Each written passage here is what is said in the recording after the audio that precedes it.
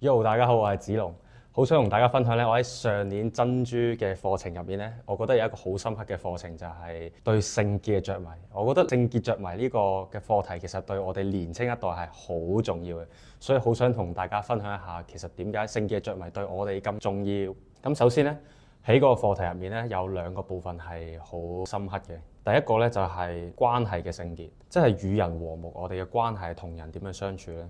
聖經入面講到咧，所以你們既是神的選民，聖潔蒙愛的人，就要存憐憫、恩慈、謙虛、温柔、忍耐的心。倘若這人與那人有嫌隙，總要彼此包容，彼此饒恕。主怎樣饒恕了你們，你們也要怎樣饒恕。我覺得呢個經文就係提醒緊我哋，其實原來聖潔嘅其中一種係我哋同人點樣相處，我哋係點樣對身邊嘅同儕，我哋長輩或者對我哋將來嘅下一代，其實我哋嘅心究竟應該係要點樣？我覺得呢樣嘢係非常之重要嘅。而第二樣嘢呢，對我嘅生命入面係特別多提醒，亦都係個人嘅聖潔啦。咁聖潔入面其中一個包含就係關於貞潔嘅。咁我覺得有幾個點想同大家分享啦。第一個就係對神嘅愛啦。唔知大家有冇試過同神有啲好親密嘅時間，同神有啲好深嘅相遇嘅時間，但因為可能你犯咗個罪，可能有啲嘢你冇持守嘅時候，好似同神有一埲牆，好似同神有一個好遠嘅距離。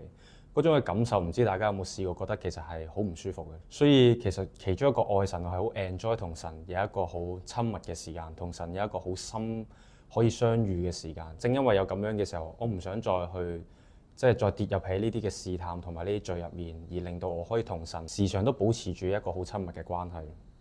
第二個係對神嘅敬畏啦。因為大衛嘅故事，我相信對好多人都會有一個警醒。而我覺得有一個謊話對住喺我哋嘅生命，好容易出現就係可能唔係我呢，神都愛我嘅，可能我今次唔會有事呢。隔離嗰個都咁做，佢都冇事喎，可能我都唔會呢。但係其實唔知道有一日，如果當神嘅恩典俾我哋用咗好多時間嘅時候，但係原來神真係要管教我哋嘅時候，我哋會經歷啲乜嘢？其實我哋真係冇人可以預計到，同埋都唔會知道。所以呢個我覺得對神嘅敬畏。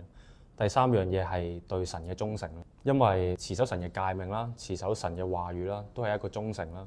而學習對神忠誠咧，都係令到將來我進入婚姻嘅時候，可以對另一半忠誠咯。因為我先學習對神忠誠，而將來當我進入咗婚姻嘅時候，我會因為對神嘅忠誠，對另一半嘅忠誠，可以持守到最終。我相信喺關係入面、婚姻入面行到最後，忠誠係其中一個好重要嘅點。下一個點呢，就係服侍嘅路上少好多控訴同埋煩惱啦。唔知大家有冇試過，當你犯完罪、做咗啲唔好嘅事嘅時候，突然間有個聲音，其實你都唔係好愛神啫。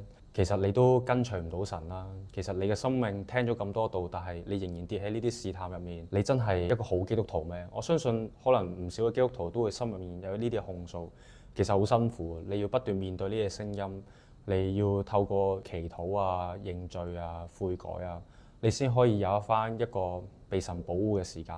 所以其實我覺得，當我哋唔做呢啲事，去犯少呢啲錯嘅時候，其實係令到我哋唔需要經歷咁多控訴。而煩惱嗰方面咧，就係有時候因為我哋隻眼睇得多，有時候望到異性，我哋都會好容易留意佢嘅身形啊，好容易留意佢個樣啊。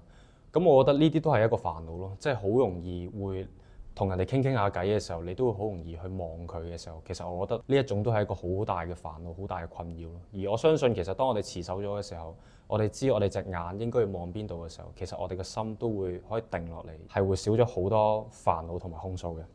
仲有一點咧，就係我相信咧，神嘅恩典咧係足夠我哋每一個世代去跨勝。聽前人都係咁講，一個世代比一個世代困難啦。我相信我哋將來嘅世代咧，都會比我哋而家經歷嘅要持守貞潔係更加困難。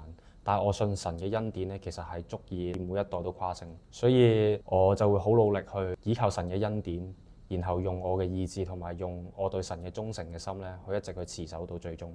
期待2026年珍珠課程見到你。